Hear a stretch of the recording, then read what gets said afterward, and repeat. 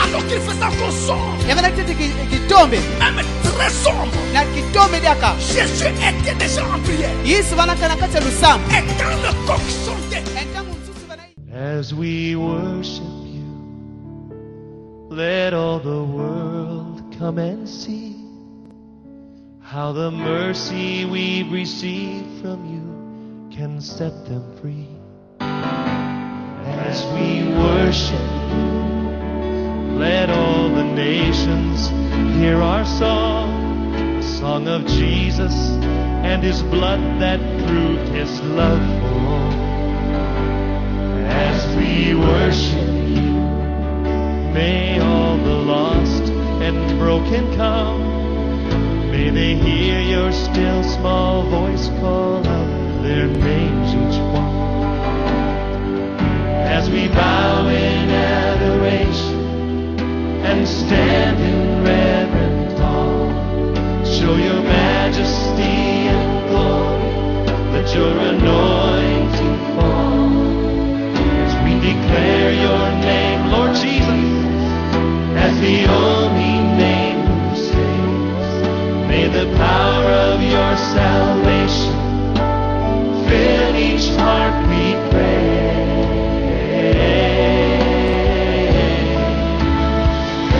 As we worship you, let all the world come and see how the mercy we've received from you can set them free.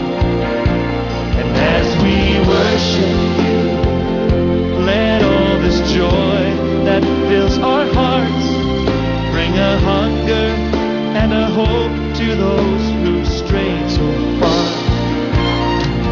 As we bow in adoration and stand in reverent awe, show your majesty.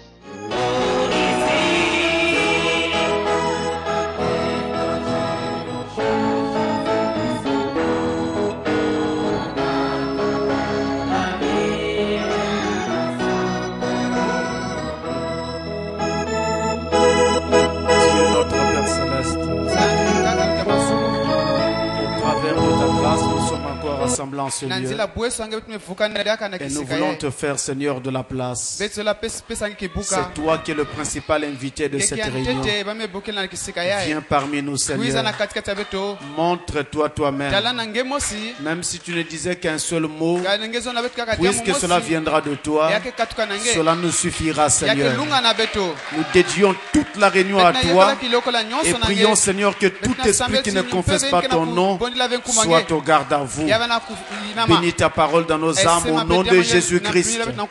Amen. Amen.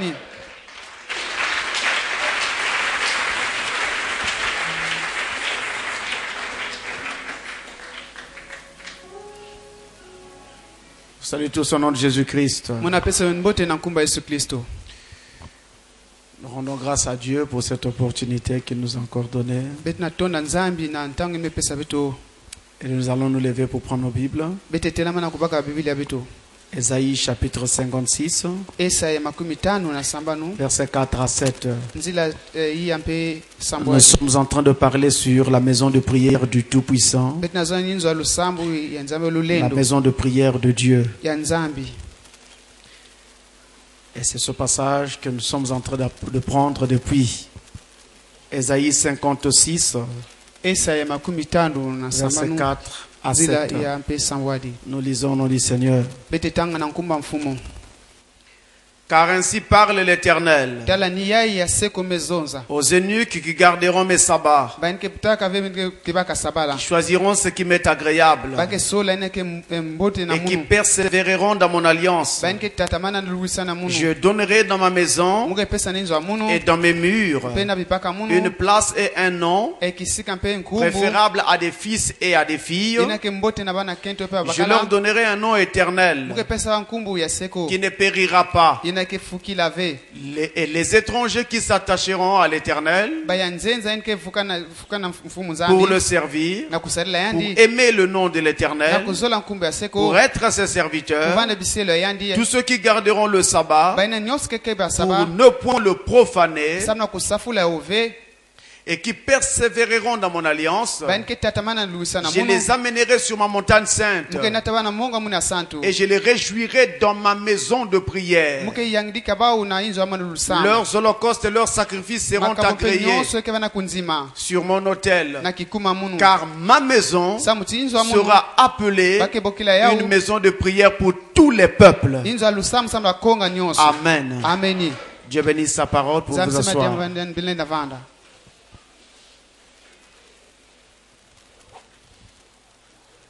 Alors nous poursuivons notre enseignement sur la maison de prière de Dieu.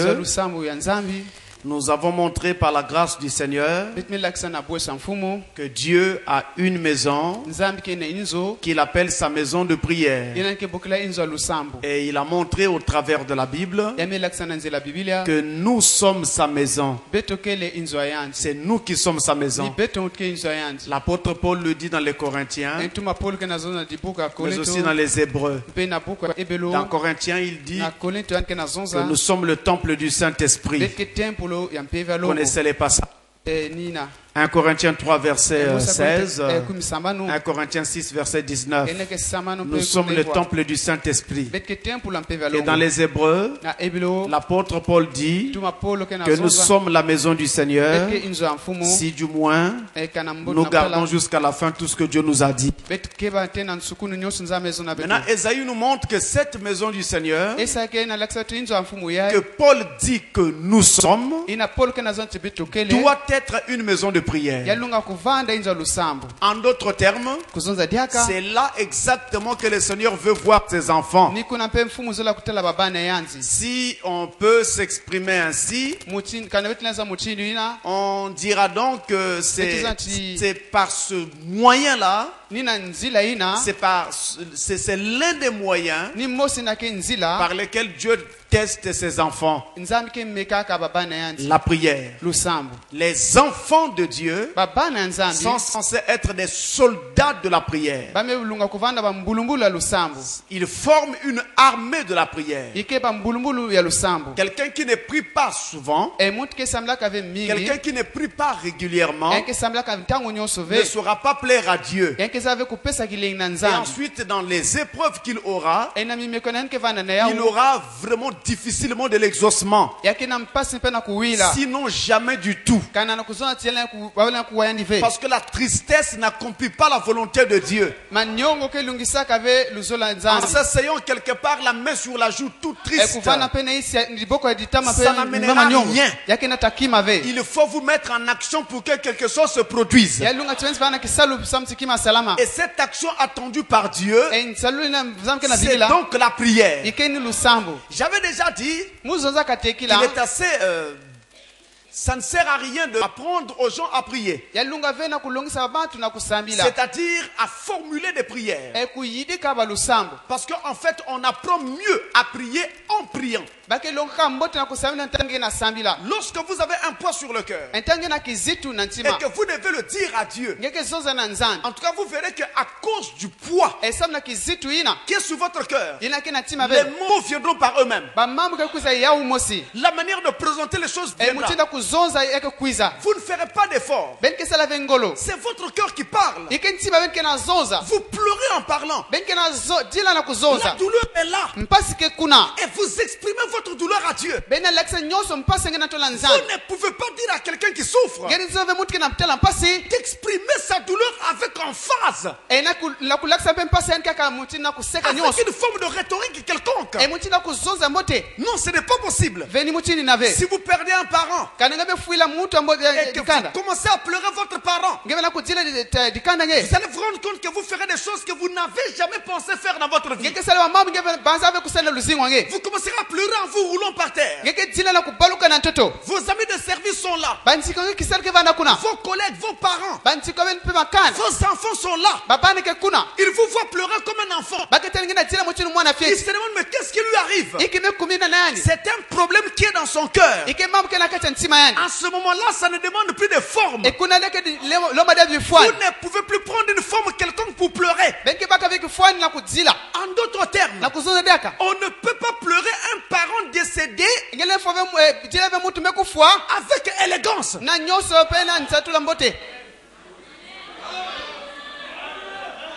Ce n'est pas possible. Quelqu'un que vous avez aimé, qui vous a quitté, mais quand vous pleurez, vous oubliez qu'il y a des gens autour de vous. Et de la même manière, quand il y a un poids sur le cœur, il y a une douleur, ou il y a quelque chose que vous poursuivez devant Dieu. Lorsque vous parlerez à Dieu, les mots viendront. Les mots vont venir. Ne cherchez pas à trouver une façon quelconque de prier.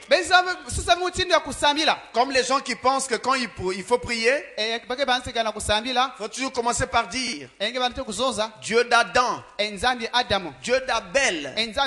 Et il monte. Dieu de Paul, Dieu d'Irénée, Dieu de Martin, Dieu de Colomba. Mais vous allez épuiser les gens. Surtout si vous priez en groupe, vous épuiserez les gens. Le Dieu de Martin dont tu parles là, c'est le même qui était le Dieu d'Adam. Quand tu as déjà dit Dieu d'Adam, ça suffit. Pourquoi tu veux les citer tous? Parce que tu peux citer tous les noms des serviteurs de Dieu. Ce n'est pas possible. Vous connaissez des principaux qui ont travaillé pendant les âges de l'église, mais ils n'étaient pas seuls. À côté d'eux, il y avait des auxiliaires. Ils n'étaient pas moins serviteurs de Dieu. Vous comprenez? Donc vous avez dit Dieu d'Abraham. À la rigueur, vous ajoutez un ou deux, ça passe. Ce qui compte, c'est ce que vous avez sur le cœur quand vous parlez. Quand tu dis Dieu d'Abraham, tu veux dire quoi? Toi qui dis ça, tu veux dire quoi? Oh non, mais c'est une formule comme ça. J'entends les gens prier comme ça. J'entends les gens prier comme ça. Ça ne t'apportera rien. Parce que tu ne sais pas ce que tu dis. Donc dites ce que vous savez. Donc, si tu ne connais pas ce que veut dire Dieu d'Abraham, Dieu de Stani.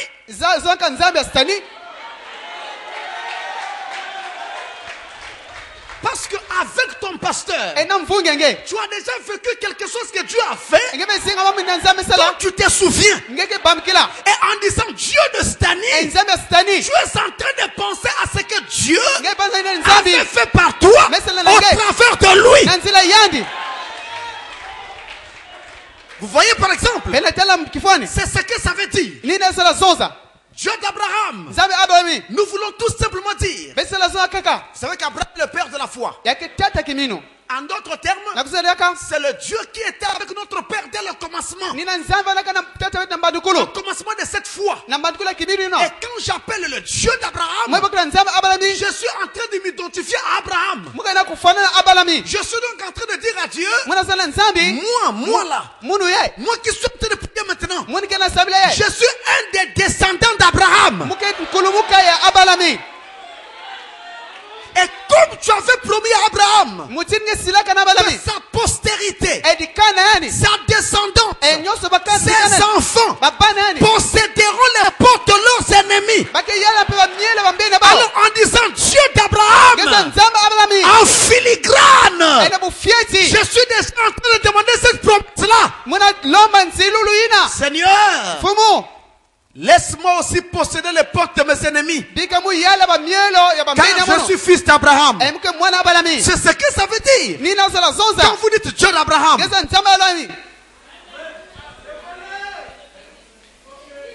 c'est pourquoi ne fabriquons pas des choses.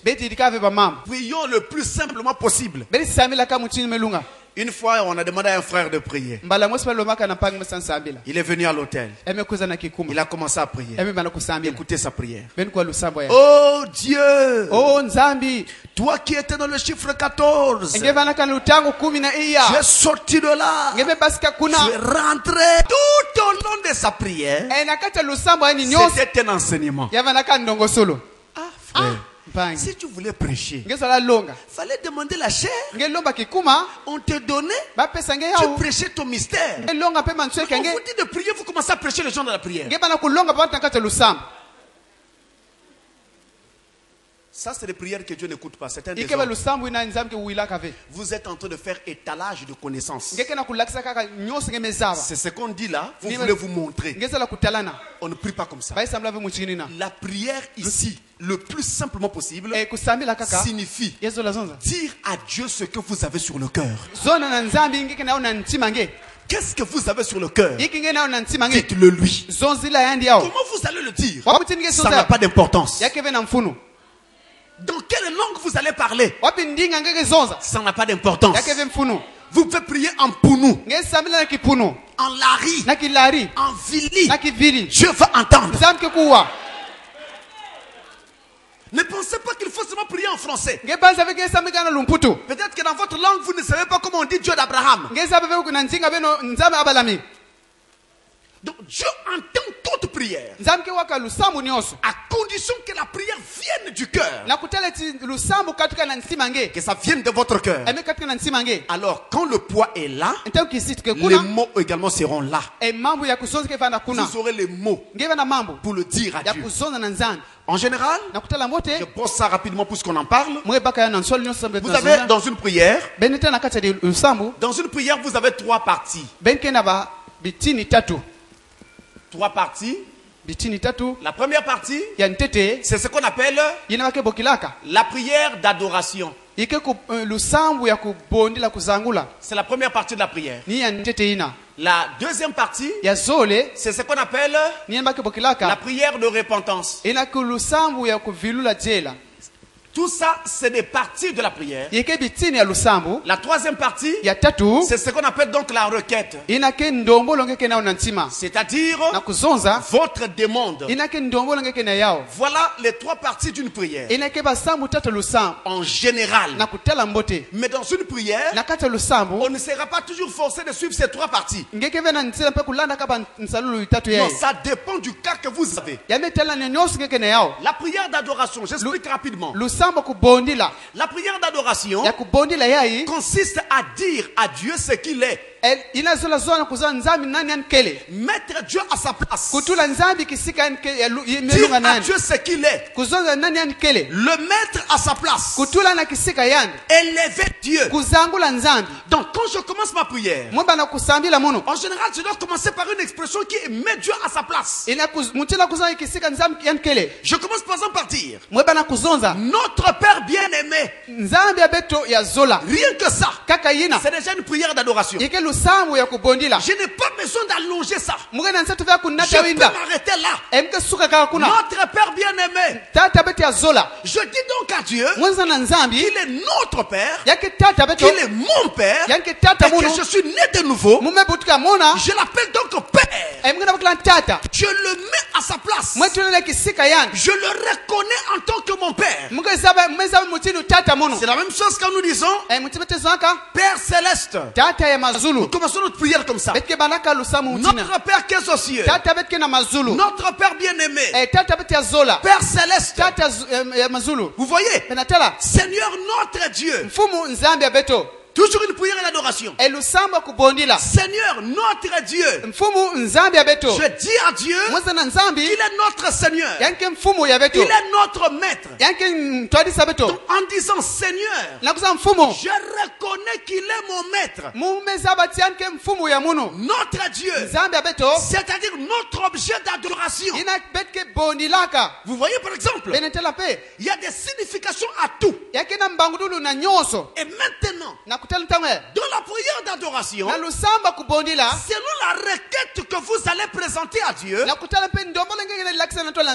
vous savez ce que vous allez demander à Dieu, vous pouvez mettre ici, dans la prière d'adoration, un titre qui correspond à la requête que vous allez demander, que vous allez présenter. Par exemple, vous êtes malade.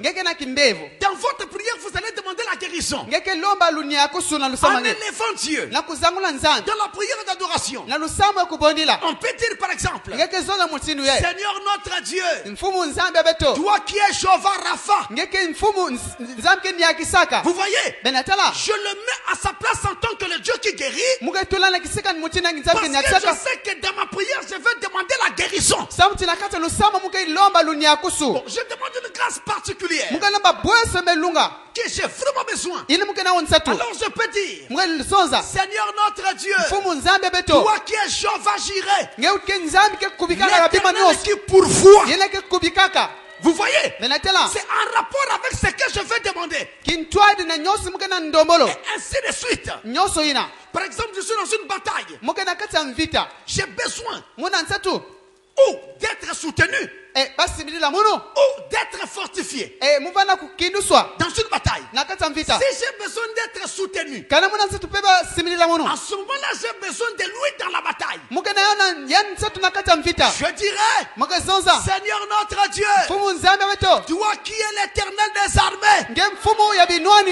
En hébreu, toi qui es Jéhovah Sabaoth. Vous voyez, dans la bataille, si j'ai besoin d'être fortifié, je peux dire, Père Céleste, toi le grand El Shaddai, le Dieu qui a des mamelles, le Dieu tout puissant, le Dieu qui fortifie, c'est le grand El Shaddai. C'est ça, connaître Dieu par ses titres et les utiliser quand on en a besoin. Il ne fera jamais défaut. C'est comme un mot de passe. Le mot de passe, pour passer quelque part, il faut un code. Il faut un mot de passe. Si vous avez oublié le mot de passe, vous ne passerez pas. Ça ressemble à ça. Vous voyez? Ainsi, ce sont des choses que nous pouvons introduire. Prière d'adoration, nous mettons Dieu à sa place. Ensuite vient la prière de repentance. À cette étape, nous demandons pardon à Dieu pour tous nos péchés. En ce moment-là, nous commençons à confesser nos fautes. Seigneur, pardonne-moi. Certainement que je n'ai pas marché juste. Et regarde, s'il y a quelque chose dont vous vous souvenez, vous parlez directement de ça. Si vous ne vous souvenez pas, vous ne savez pas si vous avez péché ou non. En ce moment-là, en parlant, on dit au Seigneur, s'il y a quelque chose qui n'est pas en ordre dans ma vie, pardonne-moi. Et vous passez à votre requête. Maintenant, dans votre demande, vous devez alors présenter votre requête avec intérêt.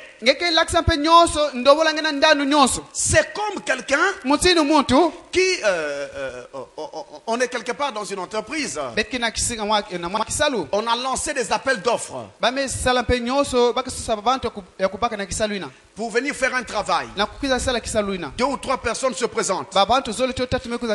Toi, montre-nous comment tu vas faire le travail. Il présente, moi je ferai ça comme ceci. Mais si on a telle difficulté, non, j'ai déjà prévu comment contourner ça. L'autre vient aussi présente. Et ensuite on voit les coûts. Vous voyez combien ça va coûter. L'entreprise doit s'engager là où il sentira que d'abord le coût est raisonnable. Et ensuite le projet est vraiment clairement établi, clairement défini, et tous les contours ont été vus. C'est quelque chose de fiable. On peut s'engager. Mais quand vous demandez une grâce à Dieu, vous demandez à Dieu de s'engager dans votre vie, d'engager sa puissance, d'envoyer parfois ses anges. Ils doivent quitter les cieux et vous accompagner dans une certaine bataille ou dans un certain besoin. Mais pour quel intérêt? Qu'est-ce que le ciel va gagner? Quelle est la place de Dieu dans cette affaire? Seigneur, c'est un marché très important. Je ne veux pas rater ça. Oui, Dieu sait que tu ne veux pas rater ça. Mais la place de Dieu dans cette affaire, c'est quoi? Qu'il aura là-dedans. C'est Dieu n'a pas de place là-dedans. Ne perdez pas de temps à prier. Ça ne viendra pas.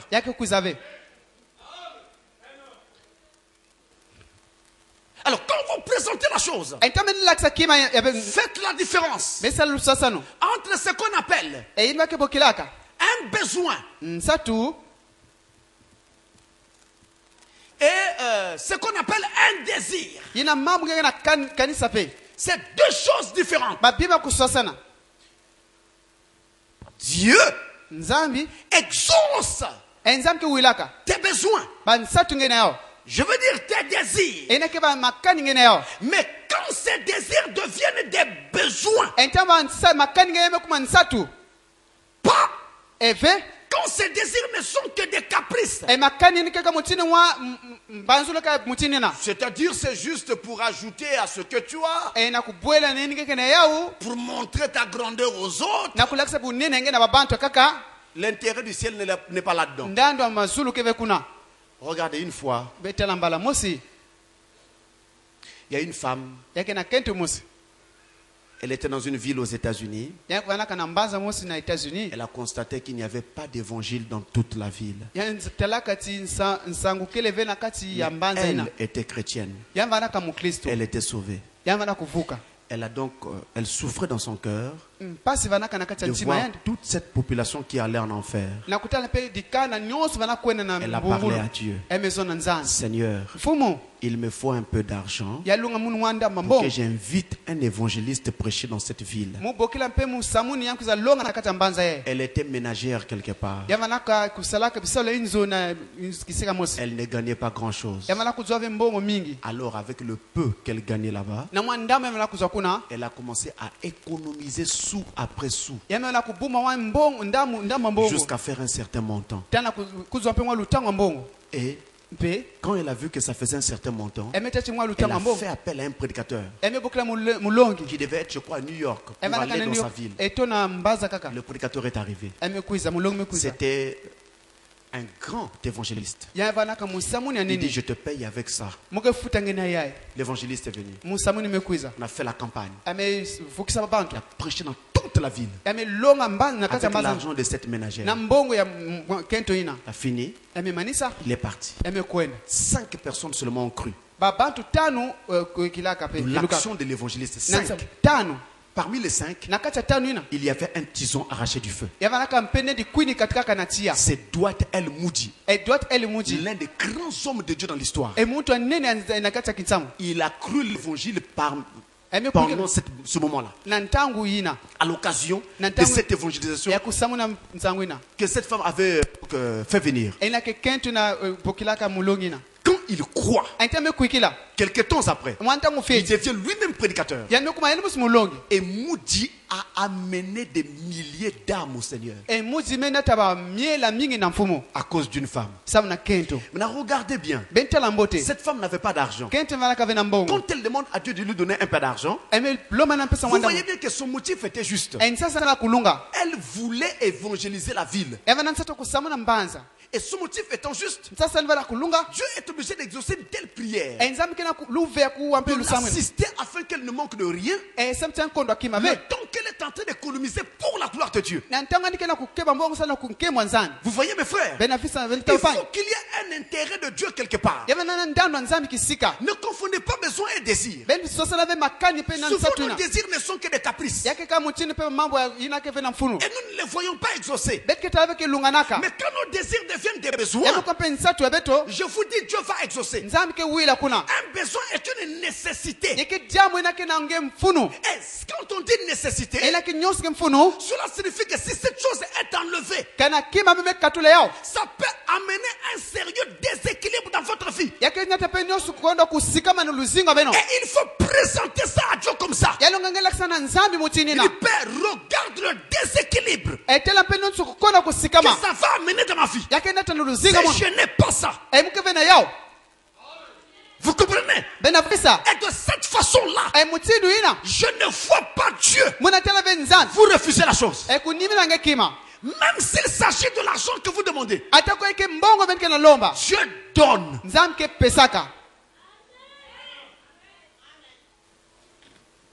Dieu donne. Récemment, il y a un frère qui m'a appelé à Brazzaville. Parce qu'on a beaucoup de frères là-bas. Je ne parle pas toujours de ces choses tout le temps. Parce que ça vient, je vous en parle quand même. Il dit, pasteur, j'ai un test passé. Et c'est la première fois que je passe un tel test. Il faut moi, je t'en prie. Prie pour moi. Je lui ai dit, le jour où tu vas passer le test, le matin, au moment où tu vas, quand tu es prêt de rentrer dans la salle, appelle-moi ou fais-moi un bip. Je saurai que c'est toi. Je me souviendrai de la requête. Elle a fait ça. Ce lundi matin-là, il a fait donc le bip. Juste avant d'entrer dans la salle, j'ai su. J'ai arrêté tout ce que je faisais comme travail. J'ai prié pour lui. Pendant ce temps, lui, il est dans la salle. C'était à Total. Fini. Bon, pasteur, on a fini le test, ok. On attend les résultats. Je crois que c'est quelques 2 jours ou 3 jours après, il me rappelle. Il dit, pasteur, la première phase a marché. Prie encore pour moi pour la seconde phase. Je lui ai dit, si Dieu a fait que la première phase marche, la seconde marchera.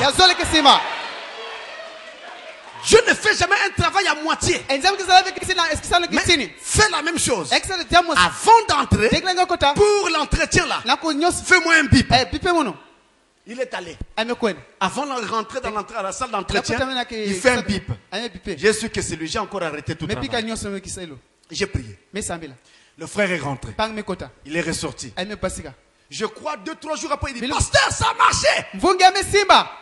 Je t'avais dit que Dieu ne peut pas commencer et ne pas achever. C'est quel Dieu là? Amen. Voilà la façon de faire de Dieu. Quelqu'un est venu me voir une fois, il avait un problème au niveau du pied et tout ça. Je le dis certainement qu'il est ici. J'ai prié pour lui. Il est parti. Je crois, quelques semaines plus tard, il est revenu. Pasteur, ça me fait toujours mal. J'ai mal. Je dis quoi? Ce n'est pas possible. Il dit, viens, je prie encore. Ça ne peut pas être possible. C'est-à-dire que même si le démon là est fort, je ne sais pas comment, il ne peut pas résister à la prière d'un saint. Et là où je parle là, je sais. Non pas seulement que je crois, mais je sais que ce frère là sera guéri. Parce qu'on ne peut pas faire autrement. Je vous explique. Si un électricien vient dans cette maison, admettons qu'il n'y ait pas d'électricité, il fait son câblage, il met les fils partout, il connecte tout à un générateur de courant, il a mis les ampoules et les interrupteurs. Quand tout est ok, s'il vient appuyer sur l'interrupteur, il faut qu'il y ait un spectacle de lumière. Parce que tout est bien placée. Si la la lumière ne vient pas, c'est qu'il y a un isolant quelque part au niveau du circuit. Recherchez l'isolant. Le courant reviendra. C'est pourquoi, frère, quand vous avez dit à Dieu un besoin, il n'y a pas moyen qu'il en soit autrement. C'est quand vous avez demandé, c'est ce qui fait arriver. Jésus est-il devenu un menteur? Jésus a dit, tout ce que vous demanderez au Père à mon nom, tout ce que vous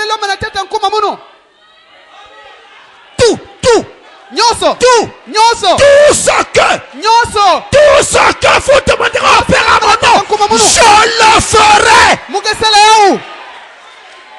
Il a pris l'engagement. Il dit, moi Jésus, je le ferai. Voilà la foi dont nous avons besoin. Parce que quand vous priez, croyez aussi que ce que vous demandez va arriver. Sinon, vous ne faites que bavarder. Amen. Je voudrais vous montrer que, en dehors de ces moments où nous faisons nos prières à Dieu, pour demander quelque chose ou quoi, on peut aussi prier sans avoir quelque chose à demander. Juste pour adorer Dieu, juste pour louer Dieu, juste pour rester en communion avec Dieu, au cas où il voudrait vous parler ou vous révéler quelque chose. Et donc, que ce soit pour ce cas-là, que ce soit pour des demandes particulière, nous devons savoir que le chrétien a aussi des heures de prière. Il n'y a pas que les musulmans. Les chrétiens également ont des heures de prière. Ne vous faites pas d'illusions. Et le non-respect de ces heures amène souvent un affaiblissement spirituel. Et l'affaiblissement spirituel ramène la personne dans les péchés qu'il a fait rejeter. Donc on a besoin de rester permanemment en prière. Alors pour parler de ces heures de prière, je vais les placer en deux volets. Dans le premier volet, vous avez ceci. En général,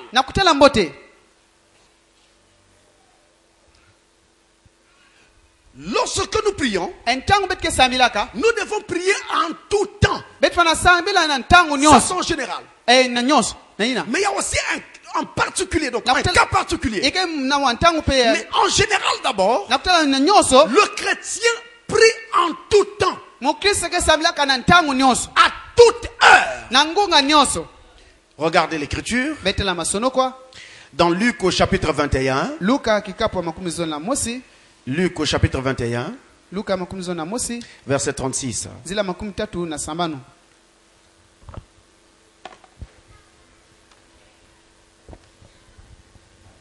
Il est dit, veillez donc et priez en tout temps.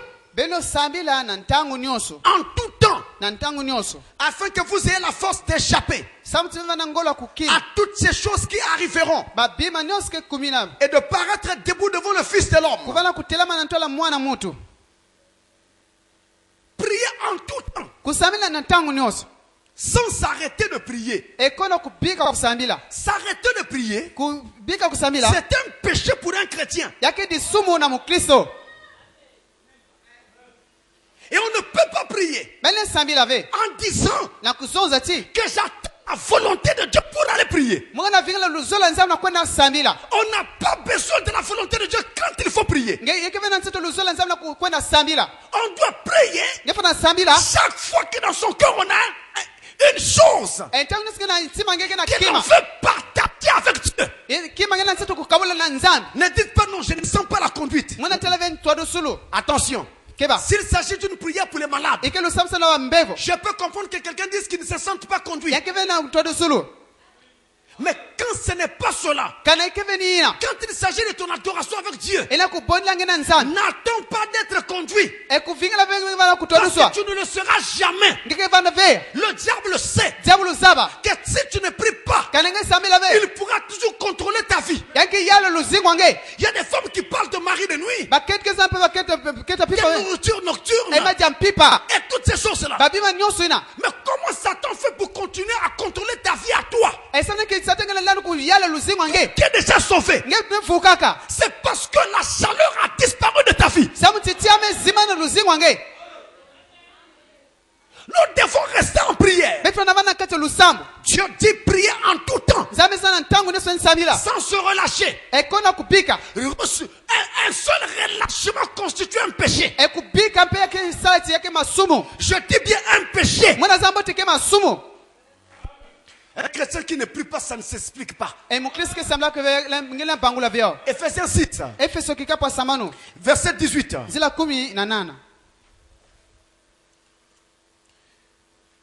Il est dit dans ce passage,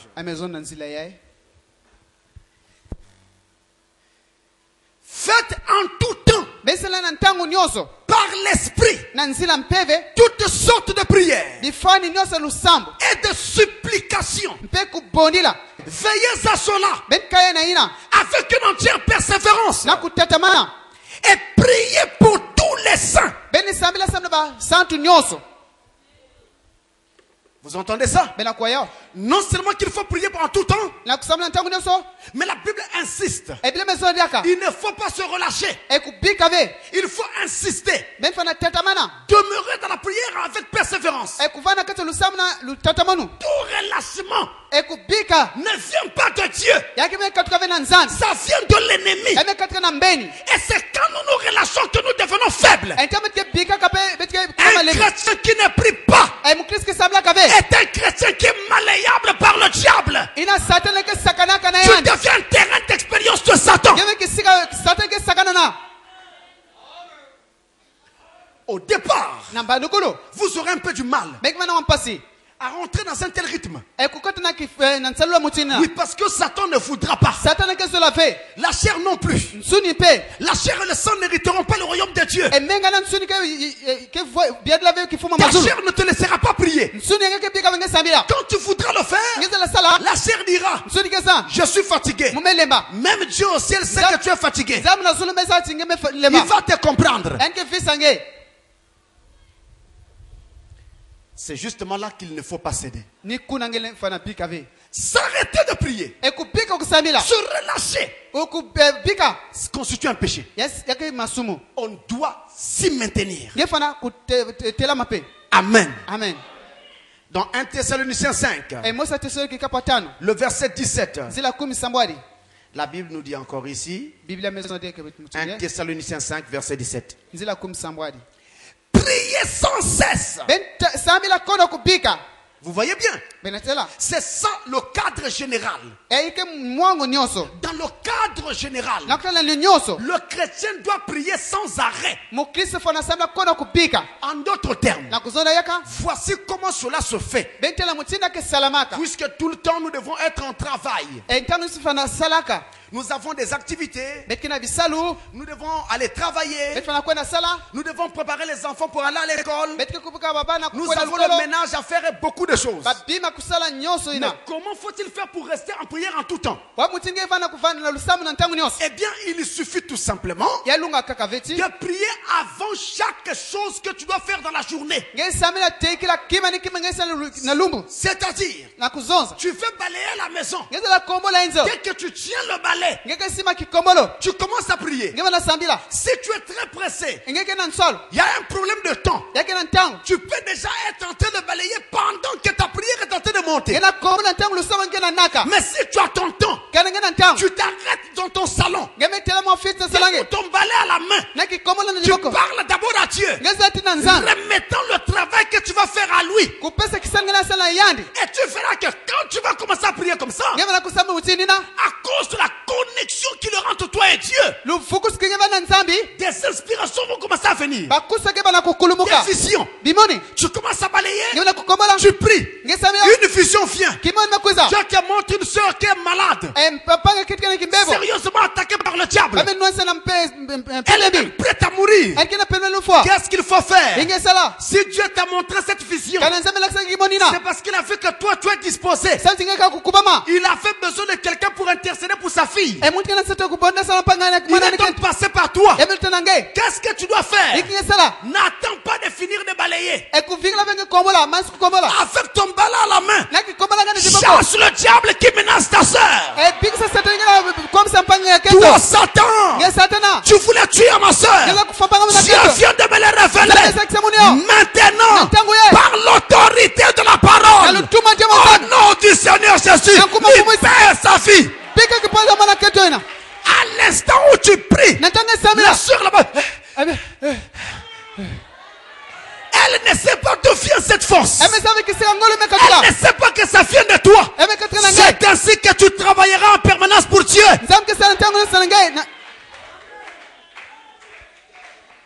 Priez avant toute chose. Tu sors de la maison pour aller au travail. Tu vas prier avec toute ta famille. Tu sors. Tu viens prendre ta voiture. Tu montes. Tu pries avant toute chose.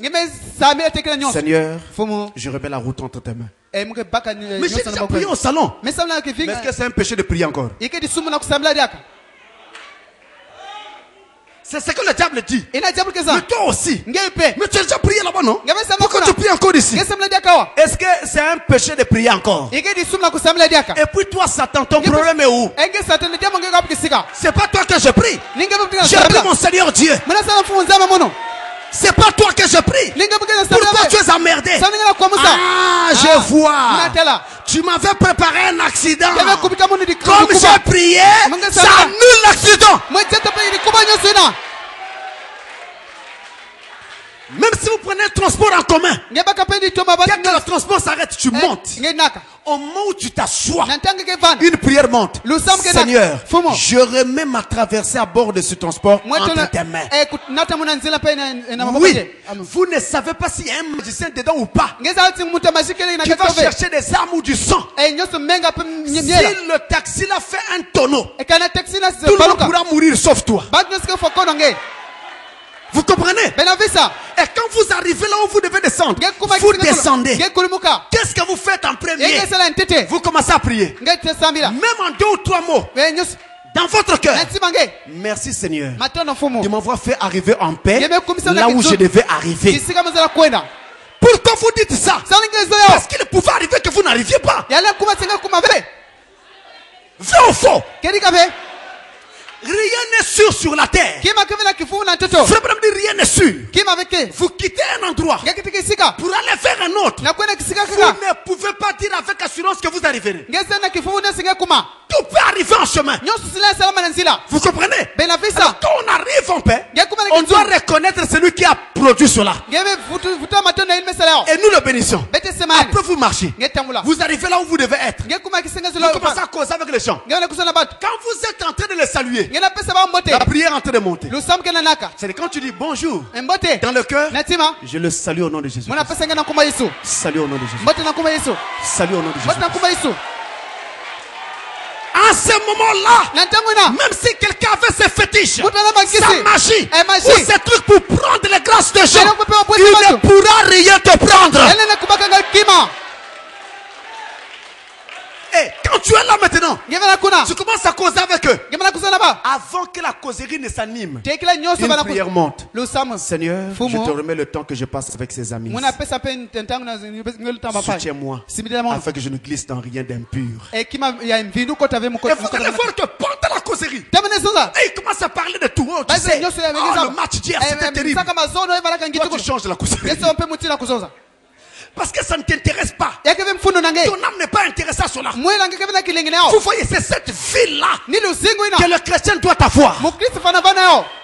Pour ceux qui sont au bureau, c'est simple.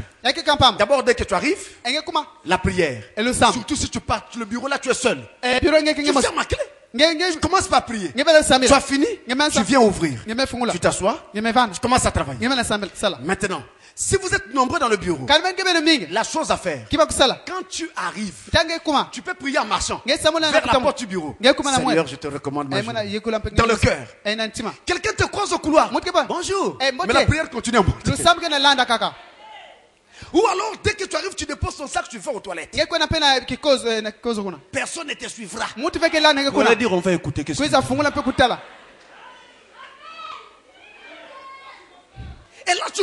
Tu remets ta journée. Maintenant, sur le bureau, avant de prendre, dans une journée, on a plusieurs tâches.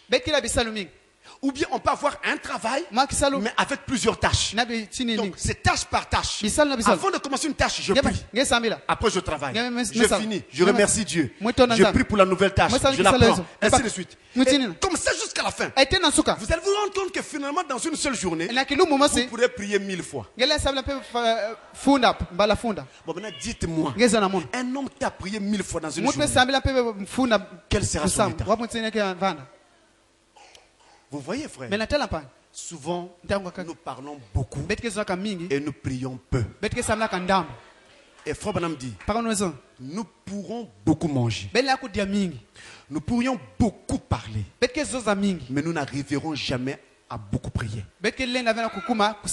C'est la chair. Elle n'aime pas ça. À cause de cet état de fait, nous devons racheter le temps, saisir chaque occasion possible pour prier. Ne manquez pas d'occasion. Vous voyez, vous êtes commerçante. Quand vous avez ouvert votre étalage, vous avez prié. Le premier client qui arrive, déjà quand il est devant vous, vous commencez à prier. Seigneur, fasse qu'il ne passe pas, qu'il achète. Oui. Il a fini d'acheter, il est parti. Tu commences à prier encore. Seigneur, merci beaucoup, que ton nom soit béni. Face à ceux qui ne reviennent pas. Parce qu'il peut revenir et dire, oh, ça ne me plaît plus.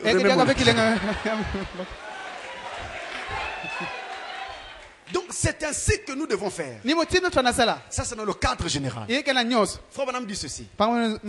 Dans la prédication, le livre COD, Conduite hors de vos doctrines de l'Église, le deuxième volume, c'est en anglais, hein? Moi j'ai pris la pagination en anglais. Page 964 en anglais. Parce que dans le livre en français, ce n'est pas la même page.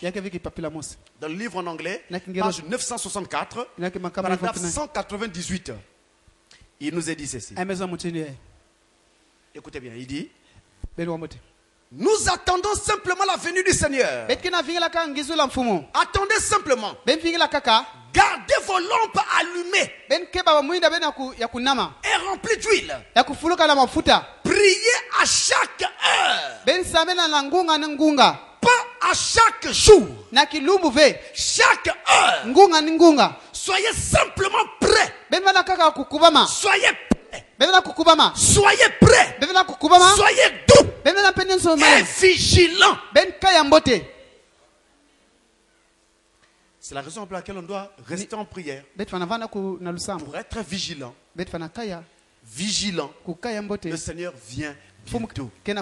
Gardez notre lampe allumée. Mes frères, vous pouvez vous coller les étiquettes de chrétiens. Tout ce que vous voulez. Mais si vous ne priez pas, il n'y aura rien en vous qui indiquera que vous êtes chrétien. Le thermomètre spirituel descendra en dessous de zéro. Mais c'est la prière. Même que vous puissiez voir des choses d'avance avant qu'elles arrivent. Vous voyez bien que souvent, même dans la mentalité des gens, quelqu'un qui voit des choses avant est toujours vu comme quelqu'un de spirituel. Vous voyez, de la même manière, votre façon sage de parler, vos paroles pleines de grâce et d'onction, à cause d'une vie de prière abondante, sont également montrer que vous êtes un homme de prière. Vous êtes quelqu'un de spirituel. Ne négligez pas ceci. Sinon vous deviendrez de plus en plus froid. Vous pouvez connaître la parole comme vous voulez. Mais si vous ne priez pas, rien ne marchera. La parole de Dieu est une semence. Mais la semence a besoin d'être arrosée pour qu'elle croisse. Et l'eau qui arrose la semence parole dans nos vies, c'est la prière. Tu écoutes la parole, tu pries. Tu écoutes, tu pries. Tu écoutes, tu pries. Automatiquement, la croissance devient fulgurante. Mais si tu écoutes la parole et tu ne pries pas, tu auras une tête remplie de connaissances. Mais dans la vie, il n'y a pas de force, pas de puissance. Vous voyez la différence? Et ça arrive même aux pasteurs. Vos pasteurs du message. Je ne suis pas contre eux. Moi-même y compris. Disons les choses clairement. Ils lisent beaucoup. Il y en a même qui ont commencé à souffrir de nerfs. J'en connais, je ne sais pas les noms par respect. Les nerfs. Là, ça ne va plus. Ça lâche trop de lecture.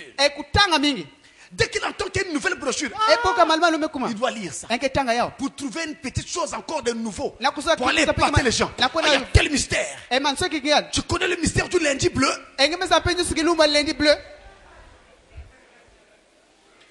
Maintenant, dans la prière, c'est vraiment des nains spirituels. C'est-à-dire des gens très courts. Nains spirituels. Vous n'avez jamais remarqué aussi que dans les visions des songes, quand Dieu nous montre les démons, c'est souvent des petits bonhommes. Vous voyez un nain qui marche. C'est comme les pasteurs. Des nains spirituels. Pas de prière. Et tout le temps, je ne comprends pas. Je les vois tout le temps bien habillés. Et quand ils marchent comme des sapeurs. Je n'ai jamais compris ça. Et quand ils parlent des choses de Dieu, vous sentez la légèreté. Ça m'énerve. Frère bien-aimé, pendant que l'église est dans la condition que nous voyons dans la ville, Dieu pasteur, envoyé par Dieu pour être un secouriste, tu vas perdre le temps à jouer avec les choses. Mais il faut se jeter dans la mêlée. Tu enseignes, tu pries. Tu enseignes, tu pries. Et dis la parole sur Jésus. Après avoir prêché, Jésus allait sur la montagne pour prier pour la prédication qu'il venait de donner. Sinon, elle ne se ferait pas chère dans les gens. Les gens écoutent. Mais le diable aussi est là pour les empêcher d'appréhender et de vivre la chose. Toi, monsieur le pasteur, la prédication ne suffit pas. Après la prédication, la prière.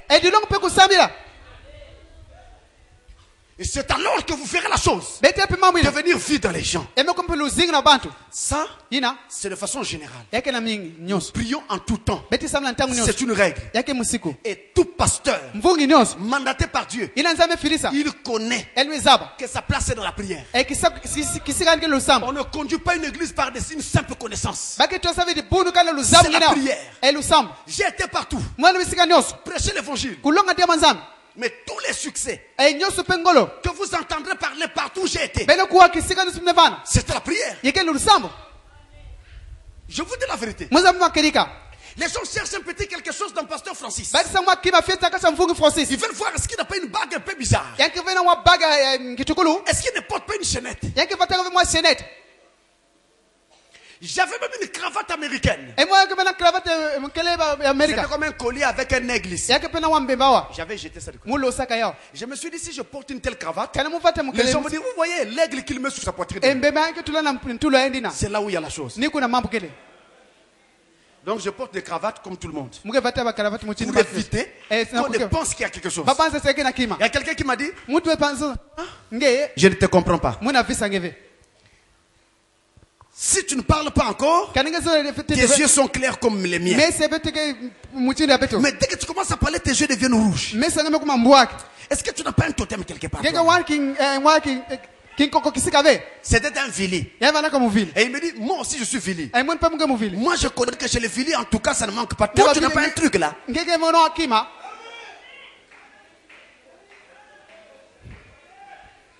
La différence se trouve là. William Branham, votre prophète, c'était un homme de prière que vous n'avez pas. Frère Branham ne pouvait pas prêcher et ne pas prier pour ce qu'il avait dit. D'ailleurs, avant de prêcher, on commence par la prière.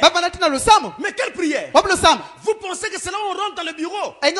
Vous quittez chez vous, vous rentrez dans le bureau. Pendant 5 minutes avant de monter en chair, vous dites à Dieu, souviens-toi de la réunion. C'est ça la prière? Bon, continuez. Après, vous serez toujours surpris de voir que les autres avancent. Vous n'avancez pas. Et vous vous posez la question, mais pourquoi? C'est-à-dire que l'œuvre de Dieu, en réalité, ne vous dit rien. Vous faites un devoir, mais vous n'avez pas vraiment le poids, le cœur. Prenons le volet particulier. De façon particulière. Comment le chrétien doit mener sa vie de prière? Alors, j'ai parlé du volet général. Et j'ai montré que c'est en tout temps que nous devons prier. Maintenant, je parle du volet particulier. Dans le volet particulier, je voudrais encore scinder cela en deux. Prendre un premier point, un premier sous-volet, qui va donc concerner la vie familiale.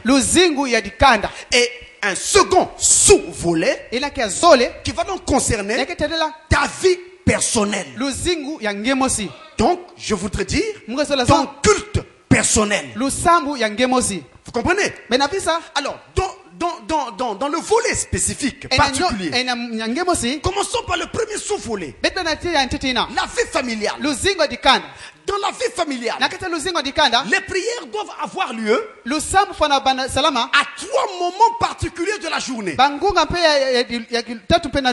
verrez qu'on pourra ajouter un 4e moment. Donc, nous sommes ici dans la vie familiale. La vie familiale. Hein? Vous avez donc le premier moment, c'est le matin. Le second moment, c'est le midi. Le 3e moment, c'est le soir. Et au cours de ces 3 moments, on a ce qu'on appelle la prière en famille. Voilà ce que nous avons.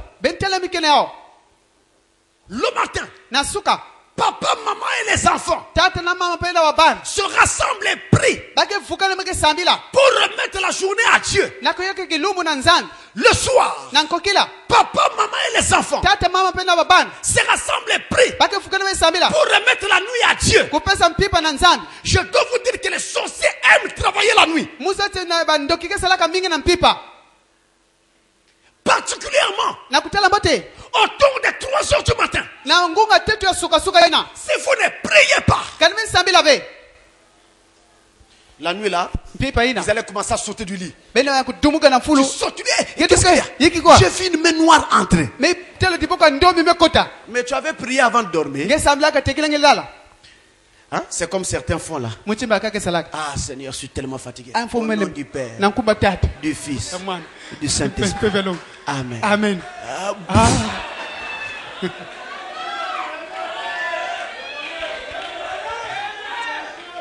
Vous avez déjà vu Jésus faire au nom du Père, du Fils et du Saint-Esprit. Amen. Où est-ce que vous avez déjà vu ça dans la Bible? Vous voyez depuis combien de temps on est en train de nous tromper là? Ça c'est de l'idolâtrie.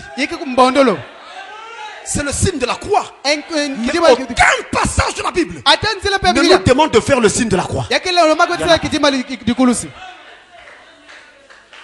Vous voyez? Vous ne pouvez pas aussi venir vous dire, oh Dieu, tu sais toi-même. Amen. Tu sais toi-même, il sait quoi? Je préfère quelqu'un qui vient et qui dise, Seigneur mon Dieu, je suis très fatigué ce soir. Je ne saurais prier comme d'habitude. Je te prie Seigneur de prendre ma nuit sous ton contrôle. Au nom de Jésus. Amen. Amen. Vous voyez, il a dit à Dieu qu'il n'a pas la force de prier normalement, de peur qu'il ne dise n'importe quoi. J'ai déjà vu des gens en train de prier la nuit là, avec la fatigue. Le voilà qui prie. Oh Dieu, n'oublie pas aussi de bénir Satan. Je vous dis la vérité. Après quand il dit, non, pas Satan Seigneur, pas Satan. Mais tu as déjà prononcé la bénédiction et voilà le diable prospérer partout. Il prospère. C'est vous qui le bénissez. Donc, mieux vaut dire à Dieu, Seigneur, j'ai tellement travaillé aujourd'hui. Je n'ai pas la force de prier comme je le fais d'habitude. Souviens-toi de moi.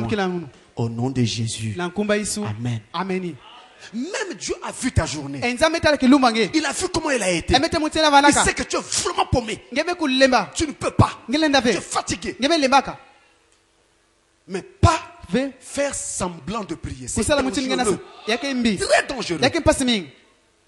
Après la nuit, tu dors. On vient t'appuyer au cou.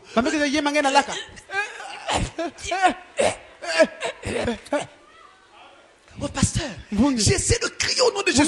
La voix ne sortait pas. Mais pourquoi elle ne sortait pas? J'ai voulu crier au nom de Jésus. La voix ne sortait pas, pasteur. C'est ça le problème. Alors, le matin, on prie pour remettre sa journée à Dieu. Papa et maman, vous priez, vous remettez votre journée à Dieu. Vous pouvez même aussi, surtout si vous avez fait, chacun a prié. Vous pouvez même aussi demander à un enfant de prier. Ça permet aux enfants d'apprendre à prier. De toute façon, quand papa prie ou quand maman prie, les enfants surveillent toujours. Ils apprennent à prier au travers de vous. Si vous-même pour prier, c'est un problème. L'enfant. Moniteur de l'école du dimanche. Il faut seulement faire des tests. Vous demandez à un enfant. Aujourd'hui, c'est un tel qui prie pour clôturer la réunion. Après, l'enfant l'a pris. Surveillez comment il prie. Dès que vous voyez l'enfant dire Seigneur, Dieu d'Abraham. Amenez le rapport chez le diacre. Frère diacre, l'enfant tel n'est pas capable de prier. Certainement que ses parents ne prient pas souvent. Le diacre appelle les parents. C'est ça la collaboration qui doit exister entre vous. Parce qu'un enfant qui est habitué à voir son père prier, vous verrez que dans la prière de l'enfant, il y aura même les mots que papa prononce souvent en priant. De la même manière, un enfant qui voit son père fumer, l'enfant sera dehors. Nous aussi va venir au kiosque là. Tu vas avoir un Mustang là. Parce qu'il voit papa faire. Il faut essayer pour voir qu'est-ce que ça donne. Et le prophète dit, l'environnement dans lequel un enfant vit influence cet enfant là. Le matin, prière en famille. Et vous avez le soir, prière en famille. Alors moi je voudrais insister un moment sur ces deux moments-là. Je commence par le dernier. Le soir, on a souvent des problèmes. En fait, dans une famille, tout le monde ne dort pas à la même heure. Ça, c'est une donnée importante à prendre en ligne de compte. Sinon, vous allez faire du mal aux autres. Quelqu'un dort déjà. Allez le réveiller. C'est un paresseux. Il n'aime pas prier. C'est vous qui n'avez rien compris. Vous allez lui faire du mal. Chacun a un rythme biologique. Donc quand vous cassez ce rythme biologique, ça peut avoir des répercussions sur la vie de cet enfant ou de cette personne. Vous comprenez? Déjà, un homme comme moi, 19h, je dors. C'est assez rare de me voir passer 20h30. 21h. Ça c'est rare. 19h, je suis au lit. C'est comme ça que je fonctionne. Si je ne dors pas à 19h, je ne peux pas faire mon travail. Un jour, vous comprendrez pourquoi. 19h, je dors. C'est-à-dire que dès que 19h est déjà arrivé, mon horloge biologique me dit que c'est ton heure de sommeil. Je dois rentrer. Et parfois je rentre même à 18h. Dès que je sors de Canal 7, direct au lit. Alors, regardez donc. Le soir, il y en a qui dorment à 19h, il y en a qui dorment à 20h, mais il y en a d'autres qui sont champions. C'est-à-dire qu'il peut même dormir à 1h du matin, ça lui dit rien. Vous voyez? En ce moment-là, qu'est-ce qu'on fait?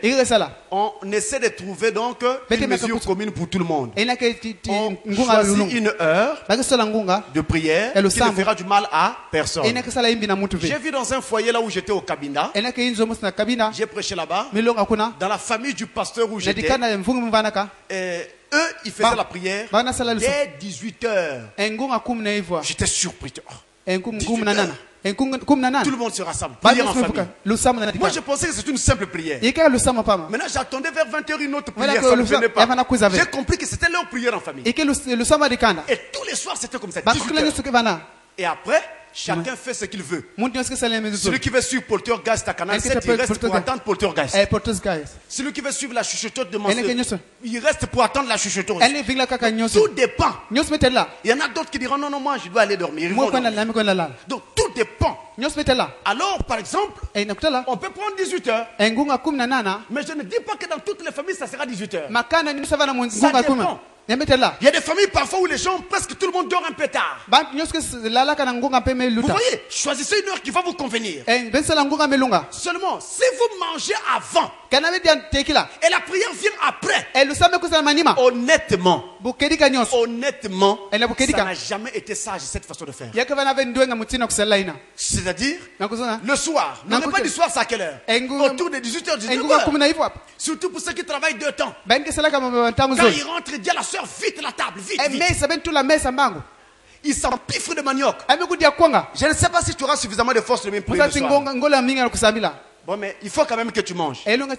Mais seulement, faites en sorte que la prière puisse avoir une heure spéciale. Tout le monde sait qu'à cette heure-là, à la maison, il y a prière. Il doit être là. Choisissez une heure à vous qui conviendra à votre foyer. On ne peut pas prendre de règles générales. À midi. Là encore, il y a un autre problème.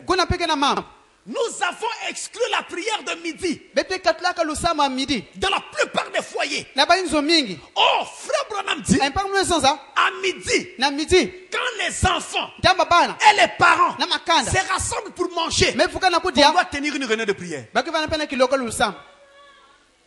Vous prenez la Bible. Vous lisez un psaume. Après vous priez.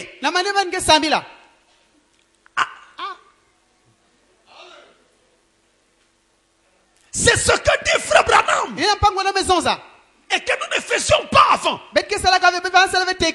À midi, on prie en famille. La table est là. La nourriture est là. Le poulet rôti est en train de se faire voir. Vous dites au poulet, attends. Je parle d'abord avec Dieu. Vous prenez la Bible. Vous lisez. Après vous commencez à prier. Seigneur notre Dieu, toi qui dispenses le pain de la terre aux hommes, merci de nous avoir donné ceci. Nous te le consacrons pour que ça fasse du bien à nos corps. Et tout ce qui pourrait nuire à la santé soit enlevé. Pense aussi à ceux qui n'en ont point trouvé. Au nom de Jésus-Christ. Amen. Prenons maintenant la nourriture. Nous mangeons. Frère Madame dit faites ça à midi. Amen. Je crois que ça doit être dans la série des enseignements sur Israël et l'Église. C'est dans cette série. J'étais en train de fouiller ça, mais je n'ai pas pu retrouver. Je trouverai ça. Je vous montrerai. Dans cette série-là, il parle de ça. Prière à midi. Bon, comme d'habitude, si vous êtes dans un foyer où il n'y a que vous qui êtes chrétien, vous n'allez pas demander à votre vieux papa qui ne croit pas, il vient, on va prier. Non, là vous faites votre prière seul, ne cherchez pas de problème.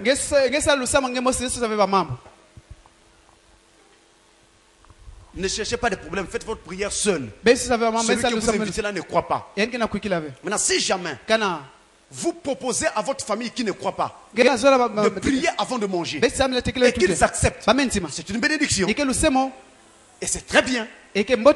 Vous comprenez? Mais n'imposez rien aux gens. Le christianisme ne s'impose pas. Ça, c'était donc dans le cadre de la vie familiale. Vous avez la brochure, plutôt, le livre de Josué au chapitre 24. Verset 15. Josué 24, verset 15. Là où Josué dit que moi et ma maison, nous servirons le Seigneur. Vous avez également là la brochure Âge de l'église de Smyrne. Paragraphe 192. 192. Et Frère dit qu'il faut prier en famille. Maintenant, le deuxième volet, je vais donc parler maintenant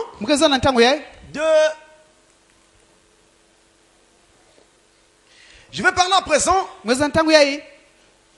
de votre vie personnelle. C'est-à-dire ce que j'appelle votre culte personnel.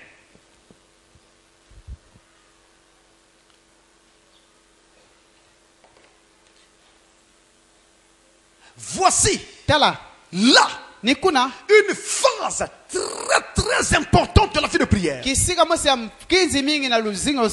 ne faut pas du tout négliger sous quelques aspects que ce soit. J'insiste, sous quelques aspects que ce soit, parce que c'est là que le plus grand travail de la prière qui forme votre personnalité spirituelle se fait. C'est là. Ce que vous serez dehors devant les gens se prépare ici. Écoutez bien. Nous allons dans la Bible, dans Marc au chapitre 1. Marc au chapitre 1, verset 35. Il est dit, vers le matin, pendant qu'il faisait encore très sombre, il se leva, Jésus, est sorti pour aller dans un lieu désert où il pria vers le matin, pendant qu'il faisait encore très sombre. Fondamental, mes frères, fondamental. Le jour n'était pas encore complètement levé. Jésus sortait de son sommeil et allait dans la présence de Dieu. Il sortait de la présence des hommes et allait dans la présence de Dieu. Toujours, tous les matins, avant que le jour ne soit complètement levé. Alors qu'il faisait encore sombre, même très sombre, Jésus était déjà en prière. Et quand le coq chantait, le coq chantait sur sa prière. Si le coq chante sur tes ronflements, tu es en disgrâce. Tu es paresseux devant Dieu. Tu n'es pas digne de ce royaume qui vient.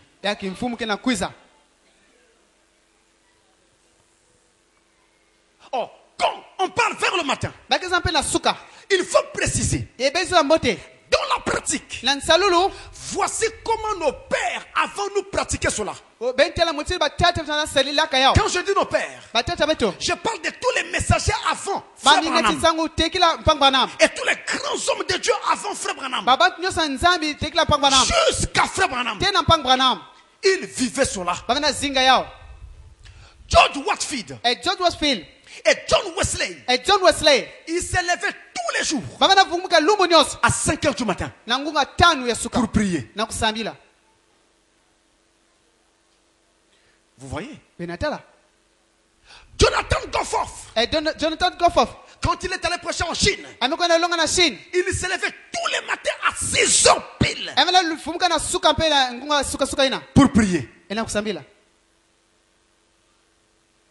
Smith Wigglesworth, il se levait tous les matins à 4 heures du matin. Il prenait 1 heure pour prier. Il prenait encore 1 autre heure pour lire la Bible. Et son culte durait 2 heures. Vous voyez? C'est comme ça qu'ils ont vécu leur vie. C'est pourquoi il y en a ici qui travaillent très tôt. Et il y a également des problèmes de transport. Pour quitter votre maison et arriver à temps au travail, vous devez prendre en ligne de compte tous ces paramètres. Votre heure de prise de service, le transport que vous allez prendre, les embouteillages sur le chemin. Vous prenez en ligne de compte tous ces paramètres et vous trouvez l'heure qui vous conviendra entre 3 heures du matin, 4 heures du matin, 5 heures du matin, voire 6 heures du matin. Frère Branham aussi aimait cette heure. Souvent il se levait à cette heure-là. Parfois avant. Mais en tout cas, pas après 6 heures. Frère Branham, tout le temps, c'était comme ça. Et c'est là, quand on prie dans la présence de Dieu seul, on est seul avec Dieu. Il n'y a pas de bruit. La nature est au repos. La terre entière dort. Vous êtes seul dans la présence de Dieu. Vous sentirez que c'est même différent quand vous priez dans la journée. Et quand le matin arrive, dès que tu parles avec quelqu'un, toi-même tu sens, il y a une onction qui se dégage. Tu le sens. Tu parles là, tu sens l'onction partir. Et si tu te tiens devant quelqu'un, il est dans le péché. Lui-même veut commencer à sentir que là, on dirait que... À cause de cette onction-là, de cette présence de Dieu, ne l'oubliez pas. C'est fondamental. C'est ça qui construit la spiritualité de quelqu'un. Ce n'est pas les prières que vous faites en longueur de journée avant de manger un beignet. Mais c'est ça là. À genoux. En prière. Qu'est-ce que c'est beau. Au début, quand tu te lèves, il y a le sommeil. Le diable dit, toi aussi. On sait seulement que tu aimes prier. Tu as sommeil. Même Dieu sait que tu as sommeil. Profite encore un peu. Ne faites pas ça, frère. Ça doit être une règle. Et dans vos prières, ici, dans cette phase, je vous conseille d'avoir entre... Là, c'est un conseil du pasteur Francis. 30 minutes et 60 minutes de prière. En tout cas, minimum. Ça, c'est le minimum. Moins de 30 minutes, c'est insignifiant. Il faut que ça compte au moins 30 minutes. Ou alors vous allez au-delà. Si vous priez moins de 30 minutes, ça ne produira pratiquement rien à l'effet que je suis en train de rechercher. Je vous parle par expérience. Ça fait 20 ans. Une fois, je suis parti prêcher dans une ville. C'était dans la ville de Wando. Une brebis chez elle rêve et me voit dans une salle en train de prier pour l'église avec ferveur. Elle est venue me voir. Il dit, pasteur, voici ce que j'ai rêvé. Je vous ai vu dans une salle en train de prier avec force pour l'église. On dirait que vous priez beaucoup pour nous, pasteur. J'ai seulement souri. Je n'ai pas répondu. Parce que pour moi, Dieu lui avait dit ce que je faisais. Ça ne servait plus que j'ajoute un mot. Parce que c'était justement ce que je faisais. Vous ne pouvez pas prêcher, surtout dans les villes comme ça, sans l'aide de Dieu. Laissez. C'est dans cette ville où il y a eu le phénomène dont je vous ai parlé. Quand nous sommes arrivés à Wando pour la première fois, un ami pasteur qui m'a accompagné avec moi, c'était un pasteur par rapport à moi. Mais il voulait prêcher le premier pour qu'il soit vu le premier par l'église et adopté. Je lui ai dit, frère, il n'y a pas de problème. Le jour là, on le met à la chaîne. On arrive à Ouando un mardi soir. Le lendemain matin, c'est le mercredi. L'après-midi, il fallait aller à l'église. On est parti à l'église. Moi, je me suis assis sur l'estrade avec le pasteur de cette église-là. On a mis le frère là à la chaîne. Il a prêché. Pendant qu'il prêchait, il a entendu un coup de feu. On a tiré sur lui. L'église n'a rien entendu. Nous, les deux pasteurs qui étaient là, on n'a rien entendu. Il n'y avait que lui qui avait entendu. Et il était atteint. La balle l'avait atteint. On est descendu. Il ne nous dit rien. Le soir même, la fièvre commence. Un jour, 2 jours, 3 jours, le type commence à mourir. C'est devenu sérieux. Vous jouez avec le fait d'être pasteur. Et alors, là, nous, c'est devenu sérieux. Il fait un rêve. Il voit un vieux du village. Il tenait 3 cailloux dans ses mains. Il les jetait en l'air. Et le vieux lui dit, tu as vu ces cailloux-là? C'est ta vie. Ta vie est entre mes mains. Je peux l'arrêter même maintenant si je veux. Il s'est réveillé le matin là. Il dit, vous n'êtes pas bien. Il nous attaque.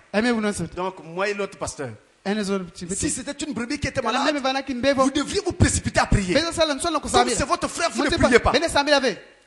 Nous lui avons dit, toi, tu es ministre. Tu es malade. Tu n'as pas demandé notre aide. Nous avons cru que tu as suffisamment de foi pour prier toi-même être guéri. Non, vous n'êtes pas bien. Là, je commence à mourir. Voici ce que j'ai rêvé cette nuit. Et voici ce que j'ai vécu le jour où nous sommes arrivés. Pourquoi tu ne l'avais pas dit avant? Maintenant que tu vois que tu commences à mourir, tu le dis maintenant. C'est pourquoi mes frères, on ne va pas à l'hôtel par exemple pour prêcher aux gens sans être prêt. Si vous essayez, c'est-à-dire vous fabriquez un ministère, vous allez à l'hôtel, vous prêchez sans même une telle préparation, vous verrez. Vous verrez que dans ce champ de travail, vous n'êtes pas seul, le diable aussi est là. Un prédicateur est mort en Ngo. Il a ouvert une assemblée du message. Il est mort là. En Caillou aussi, on a enregistré un décès. Toujours dans le message. Ce n'est pas une blague, mes frères. Vous affrontez le diable. Ce n'est pas une blague. De la même manière, vous aussi, dans la journée, vous affrontez le diable. C'est ça qui va vous aider. C'est ça là. Pas moins de 30 minutes. 30 minutes. Sinon plus. De prière. Et vous verrez que quand vous sortez de là, vous sentez vous-même que vous devenez différent. Même quand vous parlez avec quelqu'un, vous commencez à surveiller votre langage. Vous voyez? Et c'est pendant ces moments de prière personnelle que l'on confie ses problèmes spirituels à Dieu. Par exemple, si vous êtes une personne très nerveuse, dans vos prières, vous commencez à en parler avec Dieu. Seigneur, je suis trop nerveux. Je t'en prie, aide-moi. Je ne sais pas comment m'en sortir. Vous comprenez? Vous lui exposez ça. Et tous les autres problèmes. Donc vous allez phase par phase. N'oubliez pas, on ne met pas plusieurs requêtes dans une même prière. Vous commencez d'abord par une sorte d'adoration. C'est-à-dire, vous faites une sorte de prière où vous bénissez Dieu pour l'occasion qu'il vous a donnée de venir prier. Et vous le sanctifiez pour cela. Et si vous le pouvez, vous pouvez maintenant introduire la repentance. Ça, une autre prière. Où vous êtes maintenant en train de dire à Dieu, s'il y a quelque chose qui n'a pas marché dans ma vie jusqu'ici, Seigneur, regarde. Regarde. Pardonne-moi. Regarde. Aide-moi. Vous voyez? Quand vous avez fini ça, vous pouvez maintenant descendre. Vous commencez à lui présenter vos requêtes. Mais je vous conseille de commencer par les requêtes spirituelles. Vous avez fini avec les requêtes spirituelles. J'entends par requêtes spirituelles les besoins spirituels de votre vie. De quoi votre âme a besoin? Plus de Saint-Esprit? Demandez. Enlevez la nervosité? Demandez. Enlevez la colère? Demandez. Enlève-moi la jalousie. Ou le besoin que vous avez. Fini. Avec les besoins spirituels. Présentez-lui vos besoins matériels. De quoi vous avez besoin matériellement? Peut-être que vous avez besoin d'un nouveau costume. Une nouvelle paire de souliers. Peut-être que vous avez besoin d'une nouvelle voiture. Peut-être que vous avez besoin d'une maison. D'une parcelle. Peu importe la chose. Vous avez le droit de le demander à Dieu. Jésus a dit, vous ne demandez pas parce que vous ne croyez pas. Demandez beaucoup afin que votre joie soit parfaite. Vous avez le droit, en tant que fils de Dieu, de présenter vos besoins matériels. Vous avez fini. Vous descendez. Vous êtes à l'église. Vous commencez à prier pour l'église. Vous priez pour vos pasteurs. Vous priez pour vos diacres, vos administrateurs, vos diacres. Vous priez pour vos frères et sœurs. Et vous verrez, au moment où vous serez en train de prier pour ces gens-là, des inspirations vont commencer à venir. Je prends un cas. Vous commencez à prier pour les frères. Par exemple, vous avez constaté que parmi les frères, il y a souvent un esprit. On n'en parle pas, mais vous remarquez ça. Vous commencez à prier pour ça. Oh Dieu. À l'église, nous avons des frères très bien. Mais ils ne se rendent pas compte qu'il y a un esprit qui commence à rôder parmi eux.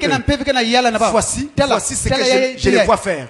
Seigneur, aide-les. Pendant que vous commencez à prier comme ça, l'inspiration vient. On vous montre un frère. Prie pour ce frère. Parfois, on ne te dit pas pourquoi tu dois prier pour lui. Tu vois seulement son visage qui t'apparaît. Un jour, le voisin, j'étais comme ça en prière. On me montre un frère. On me dit que ce frère-là allait mourir. Il est dans la salle.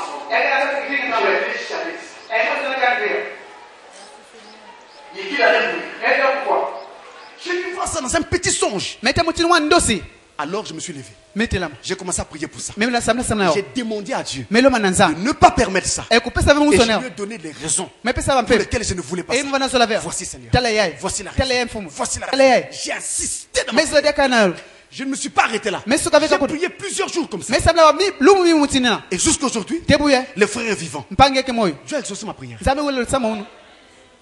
Lui-même ne sait pas. Jusqu'aujourd'hui, je ne lui ai jamais dit. Parce que je craignais qu'en le lui disant qu'il devienne faible ou qu'il prenne peur. Or, si Dieu montrait, c'est que